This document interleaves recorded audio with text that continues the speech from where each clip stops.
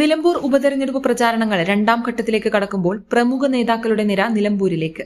മുഖ്യമന്ത്രി പിണറായി വിജയൻ LDF സ്ഥാനാർത്ഥി M സ്വരാജിനായി 13-ന് നിലമ്പൂരിൽ ക്യാമ്പ് ചെയ്ത് പ്രവർത്തിക്കാനാണ് തീരുമാനം. 13 മുതൽ 15 വരെ മണ്ഡലത്തിൽ ക്യാമ്പ് ചെയ്യുന്ന പിണറായി വിജയൻ മണ്ഡലത്തിന് കീഴിലെ എല്ലാ പഞ്ചായത്തിലും വോട്ട് ചോദിച്ചെത്തും.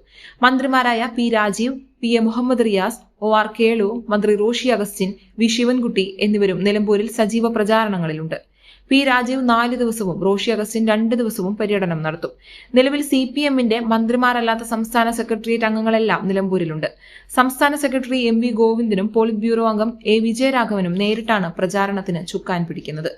14-ന് UDF സ്ഥാനാർത്ഥി ആര്യാടൻ ഷൌക്കത്തിനു വേണ്ടി AICC ജനറൽ സെക്രട്ടറിയും വയനാട് MP-യുമായ പ്രിയങ്ക ഗാന്ധി മണ്ഡലത്തിലെത്തും. പ്രതിപക്ഷ നേതാവ് VD സതീശൻ ഉൾപ്പെടെയുള്ള കോൺഗ്രസ് നേതാക്കളും വരും ദിവസങ്ങളിൽ സജീവമായി നിലമ്പൂരിലുണ്ടാകും. വൈകി പ്രചാരണം തുടങ്ങിയ NDA സ്ഥാനാർത്ഥി പഞ്ചായത്ത് തല പര്യടനം തുടങ്ങി. സ്വതന്ത്ര സ്ഥാനാർത്ഥിയായി രംഗത്തുള്ള മുൻ MLA PV അൻവർ ഇനിയും പ്രചാരണ രംഗത്ത് സജീവമായിട്ടില്ല. PV അൻവറിന്റെ പ്രചാരണത്തിന് തൃണമൂൽ കോൺഗ്രസ് MP യൂസഫ് പഠാൻ എത്തുമെന്നാണ് അറിയിച്ചിരിക്കുന്നത്. 15-ാം തീയതി 3 മണിക്ക് നിലമ്പൂരിലെത്തുന്ന യൂസഫ് പഠാൻ റോഡ് ഷോ നടത്തുമെന്നാണ് അൻവർ ക്യാമ്പ് അറിയിച്ചിരുന്നത്. നിലമ്പൂർ ഉപതെരഞ്ഞെടുപ്പ് പ്രധാന അജണ്ടയാകുന്ന CPM സംസ്ഥാന സെക്രട്ടേറിയറ്റ് യോഗവും ഇന്ന് ചേരുന്നുണ്ട്. 2006-ൽ പാലോളി മുഹമ്മദ് കുട്ടി പൊന്നാനിയിൽ നിന്ന് മത്സരിച്ച ശേഷം CPM സംസ്ഥാന സെക്രട്ടേറിയറ്റ് അംഗം ആദ്യമായാണ് ജില്ലയിൽ സ്ഥാനാർത്ഥിയാകുന്നത്.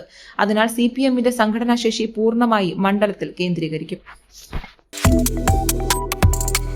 Subscribe to One India and never miss an update.